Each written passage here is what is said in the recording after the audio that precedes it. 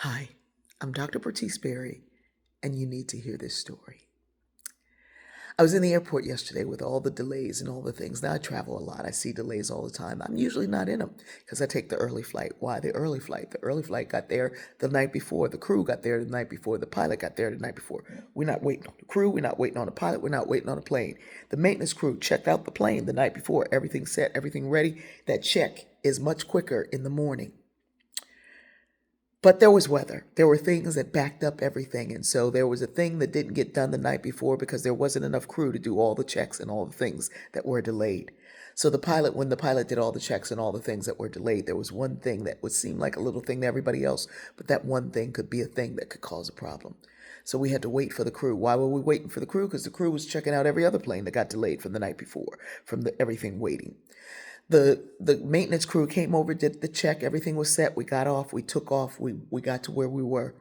But I was asleep and I felt like, why is time just, I'm sleeping so long? I feel like I'm sleeping so long because we were just circling the airport, circling the airport. There was a ground stop. Nobody could go anywhere. Why? Because everything else was delayed everywhere else. So it caused delays everywhere else. Everything else had affected everything else.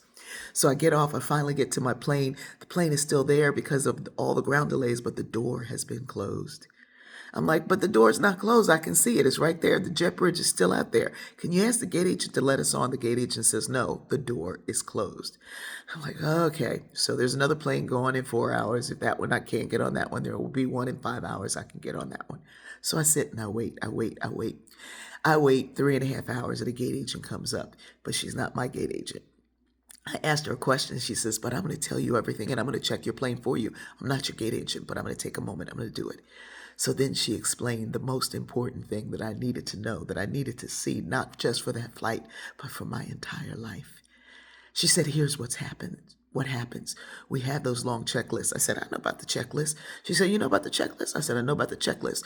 The checklist has happened somewhere in the 80s. It's the same checklist that surgeons use.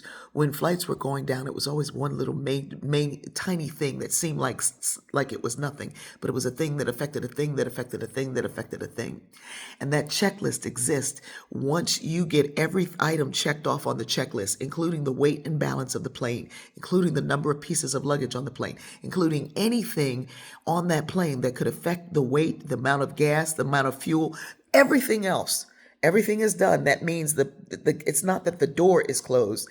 It means that the door of opportunity, the window of opportunity is closed because everything that is checked and in alignment with that pilot is in alignment with that tower. I hope you know where I'm going.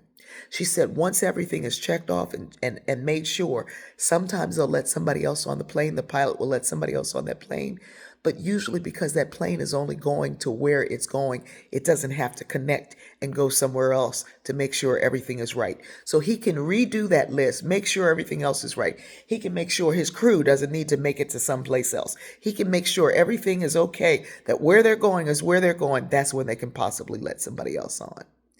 I said, no one has explained it to me like this in 40 years. Thank you so very much. I was around when those planes would go down and people would call and say, were you on that flight? And it was that simple measure of doing what surgeons did to check each and every item of a thing that in the past, over all the years that had ever gone wrong, and then anything that we could add to that list and see in the future. We have to make sure all of those things are in alignment. So when your life is packed and ready to go, I don't mean on a trip, I mean on a journey, I mean living out your purpose. How many times do you stop to let somebody in whose life was not in alignment with everything that was on the list, on the manifest that was ready to go? Is this in alignment with where the tower says it needs to be so you can go forward? Now, if all you're going is only to one destination, it really won't matter.